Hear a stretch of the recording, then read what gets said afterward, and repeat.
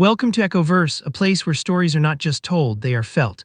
Today's story is about a man the world ignored and a girl who refused to look away. In a modern American university, surrounded by tall buildings, smart students, and endless ambition, there was one man who stood completely out of place.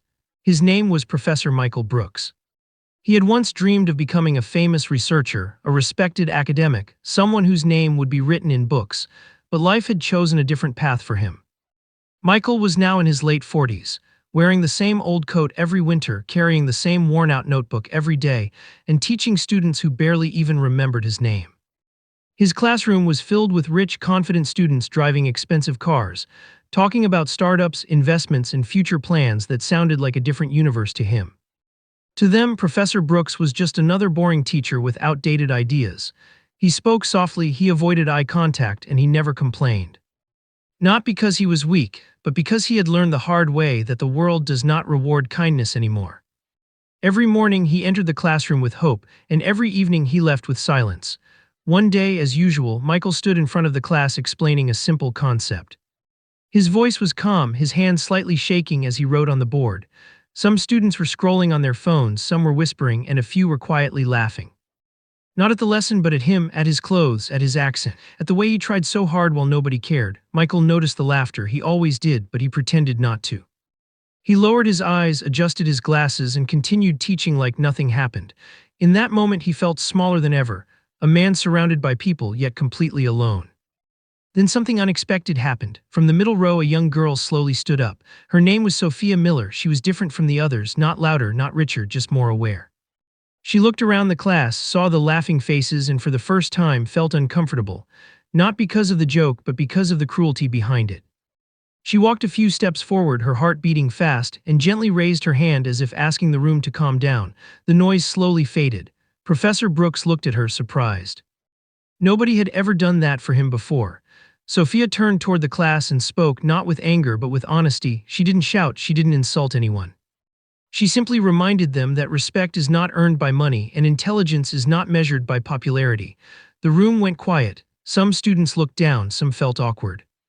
Michael stood there, frozen, unsure how to react. For the first time in years, someone had seen him, not as a failure but as a human being. After class, while the students rushed out, Michael sat alone at his desk, pretending to organize his papers. Sophia approached him quietly and sat beside him. She didn't know what to say at first. Neither did he, but silence between them felt different, softer, safer. She told him she liked his way of explaining things, that his lessons made sense, that not everyone was laughing. Michael smiled for the first time that day, a small, tired smile but real. That moment didn't change the world, it didn't make him famous, it didn't fix his financial problems. But it planted something inside him that he had almost lost hope. Days turned into weeks, weeks into months. Sophia remained kind, Michael remained humble, the world around them stayed the same. Rich students, loud voices, fast lives, and a quiet teacher who still believed that knowledge mattered more than status.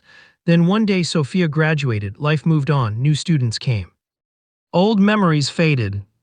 And once again, Professor Michael Brooks found himself sitting alone on a bench outside the same university, holding the same old notebook, watching people pass by without noticing him. Years had passed, his hair was more gray now, his hands weaker, his dreams smaller. He never knew what happened to Sophia. He assumed she had joined the same world as everyone else. The world that forgets people like him. Until one afternoon, he walked into the university auditorium and sat in the last row, just another invisible face in the crowd. On stage stood a confident, professional woman giving a motivational speech. The audience applauded. Michael listened quietly, unaware that the girl who once defended him was now standing in front of him, and he didn't even recognize her because life had changed her. But what he didn't know yet was that she had never forgotten him. After the event ended, the audience slowly left the auditorium. People were smiling, talking about the speech, feeling inspired. But Professor Michael Brooks remained seated in the last row. He didn't clap, he didn't move. Something inside him felt strangely heavy. The woman on stage had spoken with confidence, clarity, and calm power. Her words were strong, but her voice felt familiar, too familiar. He couldn't explain why, but it reminded him of someone he once knew, someone from a long time ago. As he stood up and walked toward the exit, he noticed her walking alone in the hallway. She was no longer surrounded by people. No cameras, no applause, just a normal woman now holding a notebook in her hands. She turned around and saw him.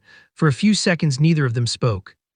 The noise of the crowd faded, the hallway felt silent, then she smiled softly and said, "Sir, it's me, Sophia." The words hit him like a wave, his eyes widened, his hands trembled slightly. He looked at her face again more carefully this time, the same eyes, the same calm presence, just older, stronger, real. "Sophia," he whispered. "Sophia Miller," she nodded. "Yes, sir." "It's really me." He took a step back as if trying to process time itself. You were just a student," he said, "and now," he couldn't finish the sentence, she laughed gently. "And now I'm standing on stages and giving speeches. Life is strange, isn't it?" They both smiled, but their smiles were different. Hers was confident, his was emotional. They walked slowly toward a quiet corner of the hallway and sat down on a bench. For a moment, they just looked at each other, trying to fill the gap of years with words that didn't exist. "I never thought I would see you again," Michael said. "I assumed you forgot about me like everyone else." Sophia shook her head. "I never forgot you, not even once." He looked confused. "But why?" "I was just your teacher, I didn't do anything special." She looked at him seriously. "You did more than you realize." He waited. She took a deep breath. "That day in class when everyone was laughing, I was going through something very dark in my life. I felt invisible, I felt like I didn't matter. And when I saw you standing there trying to teach while people mocked you, I saw myself, quiet, ignored, but still trying, still showing up." Michael listened without interrupting. "When I stood up for you," she continued, "I wasn't just defending you, I was defending the part of myself that wanted to give up." His eyes slowly filled with tears. "I didn't know," he said softly. "I had no idea." "That's the thing about teachers," Sophia replied. "You never know whose life you're changing, you just speak and somewhere someone listens." He looked down at his old notebook. "I always thought I failed," he said. "I never became famous, I never earned much, I always felt like I disappointed everyone." She gently placed her hand on his. "You didn't fail, you planted seeds." "I'm one of them," he laughed quietly, shaking his head. "You're successful because of your own hard work, not because of me." "No," she said. "I worked hard because of what you taught me. Not about subjects, about consistency, about dignity, about showing up even when nobody cares." He finally let the tears fall, not loudly, just silently. The kind of tears that carry years of unspoken emotions. "I used to think the world only rewards loud people," he said. "People who talk big and dream big. The world notices them," Sophia replied. "But it remembers people like you." They sat in silence for a while. The hallway felt warm now, not empty. "Why didn't you ever contact me?" he asked. "I tried," she admitted. "But I thought you might not remember me, or maybe you wouldn't care." He smiled sadly. "I remember every student who ever showed kindness. They stay longer than grades." She smiled back. "Then I'm glad I stayed." He looked at her with pride, not the pride of a professor, the pride of a human being. "You know," he said, "today I came to this event feeling small. I thought I would just sit in the back and leave quietly, but now," he paused, "now I feel like my life meant something." Sophia stood up and said, "It always did. You just needed to see the reflection." As they walked out of the building together, the sun was setting behind the university, the same place where years ago a quiet teacher felt invisible. And today, in the same place, he felt seen, not by the world, but by the one person who truly mattered. Sometimes the greatest success in life is not money, not fame, not recognition. Sometimes it's knowing that your existence made someone stronger, and sometimes the people who feel the smallest leave the biggest impact. This is the kind of success nobody talks about. But it's the only one that truly lasts. After their emotional conversation in the hallway, Sophia and Professor Michael Brooks walked together toward the exit of the university building. The sun was low in the sky, painting the campus in warm orange light. Students passed by them, unaware that something powerful had just happened between two people who once belonged to completely different worlds. Michael still felt unreal, as if he had just woken up from a long dream. The girl who once defended him in class was now a successful speaker, respected by hundreds of people. And yet she was walking beside him as if nothing had changed. "You know," Sophia said softly, "I never told anyone about you." Michael looked surprised. "Why not?" "Because I wanted to become something first," she replied. "I didn't want to talk about inspiration before becoming proof." Michael smiled gently. "And now you are proof," she nodded. "But you are the reason." The next day, Sophia posted a simple announcement on her social media. No long explanation, no emotional story. Just one line: "Tomorrow I will return to my old university to speak about the teacher who changed my life." The post went viral overnight. Thousands of comments, students tagging friends. Teachers sharing memories. Nobody knew what exactly was coming, but curiosity was high. Even Michael didn't know. He thought the event was finished. He assumed life would go back to normal. Quiet classes, empty hallways, invisible existence. But the following morning, he received an email from the university administration. "Dear Professor Brooks, you are invited to attend a special event in the main auditorium. Your presence is requested." He read it 3 times, unsure if it was real. He had never been requested for anything before. That afternoon, the auditorium was full, not half, not mostly, completely full. Students stood near the walls, teachers sat in the front rows. Even local media cameras were present. Michael entered quietly and sat in the same place as before, the last row. Old habits die slowly. He didn't want attention, he just wanted to listen. On stage, the lights dimmed. Sophia walked in, confident and calm. The audience applauded loudly. She waited for silence, then spoke. Today I'm not here to talk about success, business, or motivation. Today I'm here to talk about someone you have probably never noticed. The room went quiet. Michael felt a strange tension in his chest. Someone who never went viral, never wrote a famous book, never appeared on any stage. Sophia paused. But someone who changed my life more than any celebrity ever could. She looked directly toward the back of the hall, directly at Michael. He froze. Professor Michael Brooks, she said clearly. Gasps spread across the room, all heads turned. Michael felt his heart stop. He slowly stood up, confused, overwhelmed, unsure whether to sit back down or disappear. This man, Sophia continued, stood in front of a class years ago while students laughed at him. And instead of quitting, instead of becoming bitter, he continued teaching with dignity. The audience listened in silence. I was one of those students. And I watched how he chose kindness over pride, consistency over ego, humanity over anger. Michael's eyes filled with tears. He hadn't prepared for this. He hadn't prepared for being seen. Everything I am today, Sophia said, exists because one teacher refused to give up on himself and on us. She walked down from the stage and held out her hand. Sir, please come here. The entire auditorium stood up. A standing ovation, applause that felt endless, not polite, not formal, real, emotional. Michael walked slowly, trembling, every step feeling heavier than the last. When he reached the stage, he couldn't speak. He just looked at the audience, at faces, at respect. At something he had never experienced before. And for the first time in his life, he didn't feel invisible. After the applause slowly faded, Professor Michael Brooks stood in the center of the stage. Surrounded by lights he had never experienced before. For a few seconds he said nothing. The audience waited, cameras focused. The silence itself felt louder than any noise. Michael looked down at his hands, they were still shaking. Not from fear, but from disbelief. I don't know what to say, he finally began. His voice was soft, imperfect, real. I spent most of my life trying not to be noticed. And today I don't recognize this moment. A few people smiled, some wiped their eyes already. When Sophia invited me here, he continued, I thought it was a mistake. I thought maybe they wanted someone else, someone important. He paused and looked at the audience. But I realized something on the way here. Importance is not something you feel about yourself. It's something others feel about you. The room stayed silent. I was never a great teacher, he said. At least not by modern standards. I never had the best equipment. I never wore expensive clothes. I never had viral lectures. All I had was consistency. He took a deep breath.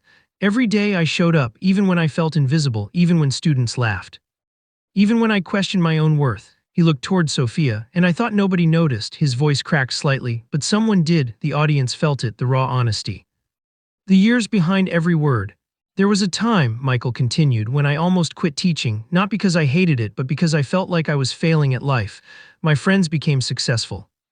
My family moved on, and I stayed in the same classroom with the same notebook, with the same dreams that never came true. He looked down again. I used to go home and ask myself, is this all I will ever be? The room felt heavy. But then I remembered one thing, the faces, not the grades, not the results, just the faces. Students who were confused, students who were scared, students who needed someone to believe in them when they didn't believe in themselves. He smiled gently. That was enough to keep me going. A student in the front row began crying, then another, then more. Today, when Sophia stood here and said my name, Michael said, I felt something I had never felt before. I felt seen, not as a teacher, not as a failure, but as a human being. He looked at the audience one last time. If you are sitting here thinking you are too small to matter, I want you to know something. The people who change lives are rarely the ones who make headlines. They are the ones who show up quietly and leave impact silently. The auditorium exploded in applause again. But this time it was different. It wasn't celebration, it was respect. Real respect. After Professor Michael Brooks finished speaking, the auditorium remained silent for several seconds. Not because people didn't know how to react, but because they were processing something deeper than inspiration. They were facing themselves. Many students who once laughed, once ignored, once judged, now felt something they had never felt before, regret. A young student in the middle row slowly stood up. His voice was shaking. Sir, I was in your class 3 years ago. I used to think your lectures were boring. I thought you didn't matter, and today I realize I was wrong. Another student stood, then another. One by one, voices began to rise. I'm sorry for not listening. I'm sorry for laughing. I'm sorry for not seeing you. Michael listened in disbelief. He had prepared himself for criticism all his life, but never for apologies. Sophia watched from the side, tears in her eyes. This was not planned, this was real. Then she stepped forward again. There is something I need to say, she said softly. The room went quiet once more. I never told anyone this before, not my friends, not my colleagues, not even my family. She paused. During my second year in university, I was dealing with depression. I felt lost. I felt like I didn't belong anywhere. I thought about quitting. I even thought about ending everything. The audience gasped. Michael's face froze. The only reason I didn't, she continued, was because one day after class, Professor Brooks said something to me. He said, you don't need to know your destination yet. Just promise yourself you won't stop walking. Her voice trembled. That sentence stayed in my head for years. It became my survival line. Michael whispered, I don't even remember saying that. She smiled through tears. That's the problem with impact. You never know when you create it. The room felt heavier, but also lighter, heavier with truth, lighter with understanding. I didn't become successful because I was special, Sophia said. I became successful because someone treated me like I mattered when I felt invisible. Michael finally spoke again. I always believed I was replaceable, he said. That any other teacher could do what I did. Sophia shook her head. No one else could be you. Cameras flashed. Social media exploded. Headlines formed instantly. The teacher who changed lives without knowing. Success story rooted in kindness. The invisible man who became a hero, but inside the auditorium. None of that mattered. What mattered was something far more powerful. A man who thought his life meant nothing was now watching hundreds of people stand because of him. Not for fame, not for money.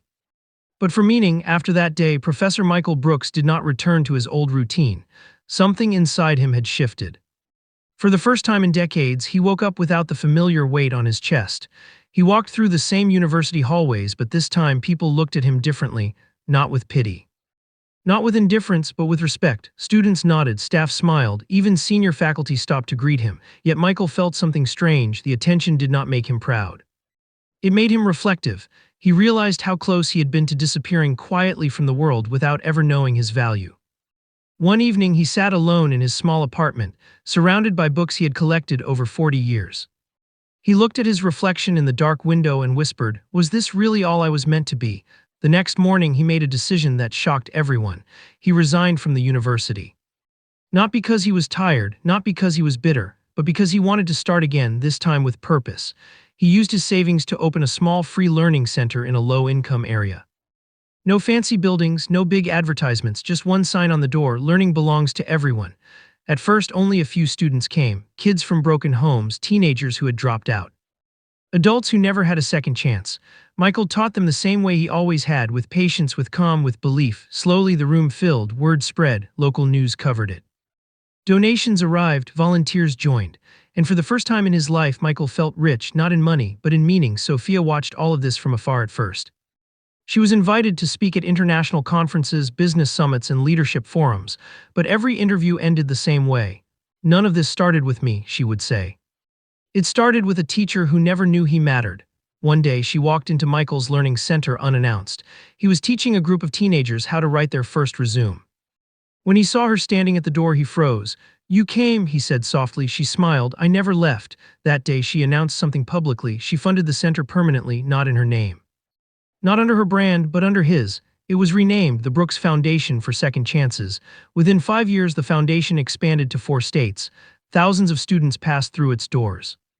Many went to college, some started businesses, some became teachers themselves, and every center had the same quote on the wall written in simple words, you don't need to know your destination. Just promise yourself you won't stop walking. Michael never asked for awards, but he received them anyway, community honors, national recognition, educational leadership medals. Yet the moment that mattered most to him was one evening when a young boy handed him a note that said, Sir, you are the first person who ever believed in me. Michael kept that note in his wallet until the end of his life. Years later, Sophia stood alone in front of a large auditorium once again. But this time it was not for business, not for success, and not for celebration. It was for remembrance. The hall was silent, filled with people from different backgrounds, students, teachers, entrepreneurs, parents, and ordinary individuals whose lives had been touched in ways they themselves could not fully explain. At the center of the stage, under a soft white light, stood a single empty chair. On that chair rested a book. Michael's book, his story, his life. Sophia walked slowly toward the microphone, her footsteps echoing gently across the vast space. She looked at the empty chair for a long moment before turning to the audience. Her voice was calm, but inside it carried years of emotion, years of gratitude, years of memories that words could never fully describe. "The world taught us to measure success by money, followers, and applause," she said quietly. "We are told that if people don't know your name, if your face isn't famous, if your life isn't visible online, then maybe your life doesn't matter. But the truth is, the most powerful people in this world are the ones who change lives without being noticed." She paused, letting the silence speak. Many in the audience felt something tighten in their chest. Some looked down, some closed their eyes, some remembered someone from their own past. "My professor never became famous when he was young," Sophia continued. "He never owned expensive things, he never traveled the world in luxury, he never chased attention, recognition, or praise. Most days he believed he had failed, he believed his life was ordinary, he believed no one would remember him. Yet his impact outlived every trend, every headline, and every viral moment." Her voice softened. "He changed me, and because he changed me, I changed others. And because those people were changed, they changed even more lives. That is how real influence works, not through noise, not through fame, but through quiet moments that shape the future." Sophia smiled gently through tears. "If you are watching this and you feel invisible, if you think your life doesn't matter, if you believe no one sees your effort, remember this. You might be someone else's reason to survive. And you don't even know it yet. You might be the reason someone doesn't give up tomorrow. You might be the reason someone finds courage when they feel empty." She looked around the auditorium. "Sometimes the greatest legacy is not what you build, it's who you help build themselves." The camera slowly moved toward the empty chair. Michael was not there anymore. But his presence was everywhere, in the stories people told, in the choices they made, in the courage they found, in the kindness they showed. His life had become a ripple that never stopped spreading. The screen fades to black, no dramatic music, no special effects, just silence. And then a final voice, calm and sincere, speaks. "Some heroes don't save the world, they save one person, and that changes everything." A moment passes. Then the voice returns, softer now. "This story was shared with you by EchoVerse, a place where real stories still matter.